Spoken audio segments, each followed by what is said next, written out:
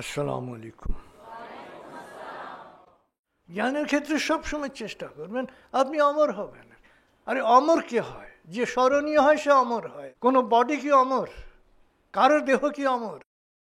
কারো দেহ অমর না, প্রত্যেকের দেহ মর। অমর হচ্ছে কে?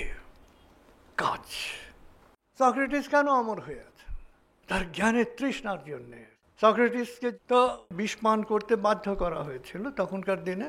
তাকে জেলখানায় রাখা হচ্ছে, জেলে বন্দি সক্রেটিস। আগামীকাল তাকে বিষ খেতে হবে, দিন ধার্য করা হয়েছে, আগামীকাল তিনি মারা যাবেন। রাত্রিবেলা কয়েদখানার পাশের রুমে আরেক কয়েদি, সে একটা কবিতা আবৃত্তি করছে, খুব চমৎকার, মানে কঠিন ছন্দ কিন্তু খুব চমৎকারভাবে আবৃত্তি করছে। সক্রেটিস মুগ্ধ হলেন, তাকে বললেন যে তুমি আমাকে এটা শেখাও। তো সে হেসে বলল, আপনি তো আগামীকাল মারা যাবেন, এটা শিখে কি করবেন? বলে যে আমি তো আগামীকাল মারা যাব, আজকে এই সময়টা আমি এটা শেখার কাজে লাগাই। আমার নিজের কাছে একটা আত্মতৃপ্তি, আমি তৃপ্তি পাবো যে না, আমি শেষ মুহূর্তটাও জ্ঞান অর্জনের জন্য আমি কাজে লাগিয়েছি। একটা কবিতা সঠিকভাবে আমি শিখেছি এবং সেটাকে আবৃত্তি করেছি। এই জন্য সক্রেটিস এখনো স্মরণীয় হয়ে আছেন। কোনো মানুষ বেঁচে থাকবে না, সবাই মারা যাবে, তার কর্মটা শুধু বেঁচে থাকবে।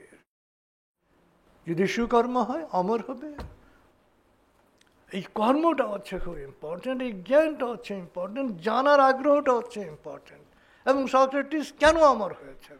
তার এই জানার আগ্রহের কারণে। একজন মানুষ কালকে মারা যাবেন, আজকে উনি কাব্য মুখস্থ করার চেষ্টা করছেন এবং মুখস্থ করেছেন। এটা হচ্ছে তার জীবনের শেষ দিন, শেষ রাত।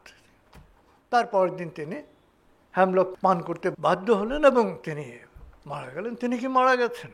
তিনি মারা যান নাই, আর তিনি অমর হয়ে আছেন।